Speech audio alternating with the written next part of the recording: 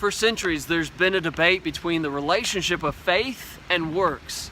And I think James really helps set it straight in James chapter 2. Let's read this section of scripture. In James 2 verse 14, he says, "What does it profit, my brethren, if someone says he has faith but does not have works? Can faith save him?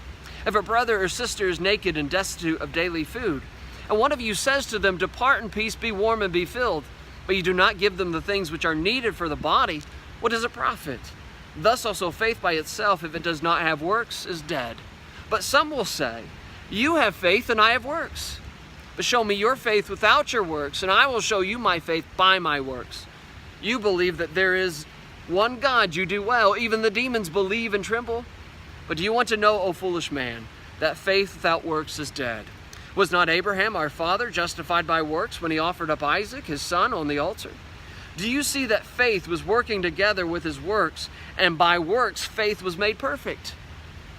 And the scriptures was fulfilled, which says Abraham believed God, and it was accounted to him for righteousness, and he was called the friend of God. And you see that a man is justified by works and not by faith only. Likewise was not Rahab the harlot also justified by works, when she received the messengers and sent them out another way? For as the body without the spirit is dead, so faith without works is dead also." And so some claim that there's a contradiction between what Paul writes and what James writes. And Paul reminds us in Ephesians 2 and Romans 4 that we are saved by grace and not by works, lest anyone should boast. And so we are totally dependent upon God for salvation. But James, on the other hand, is talking about works and how it works with our faith and how it completes our faith and it serves as evidence of our faith. And so what does James say about the relationship between faith and works? Well, let's take a look at it. In verses 14 to 16, he says, saying you have faith is not really faith. Has anybody ever told you they have faith, but the only way you can tell is by them announcing it? It's hypothetical. It's invisible. It's not really faith, and that kind of faith can't save you. And if it can't save you, then what value does it have? It's like when a brother comes to you and says, I need food and I need clothes. But you pat them on the back and you say, be warm, be filled. What good does your words do for them? Doesn't fill them up? Doesn't put clothes on their back? It doesn't really count as helping them? It doesn't do anything for them. It doesn't have real value. But that's the same thing as saying you have faith but not having works. And he goes on to say that having faith without works is like the human body. It needs vital signs, otherwise it's dead. James says 3 times, faith without works is dead. In fact, look how he ends the section. Verse 26, for as the body without the spirit is dead, so faith without works is dead also.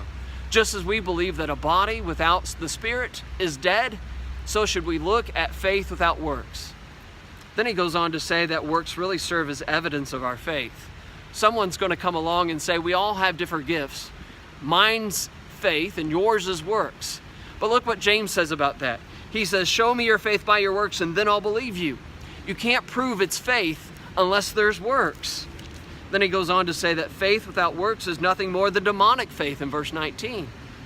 And so congratulations, you and the devil and his demons all believe the same thing. But what's the difference between their faith and your faith? Hopefully it's what you do. But then he reminds us that faith has always required works in verses 21 to 26. And it gives us 2 very notable examples of that. 2 very different, distinct examples. When God told Abraham, the father of our faith, to go and offer his son Isaac on the altar, what did he do? He went to offer him. Of course, God stopped him. Then we have another example, very different. A prostitute by the name of Rahab.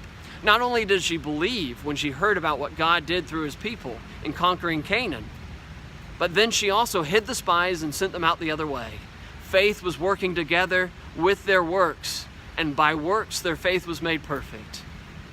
And so you see, it doesn't matter who you are. Faith always requires works.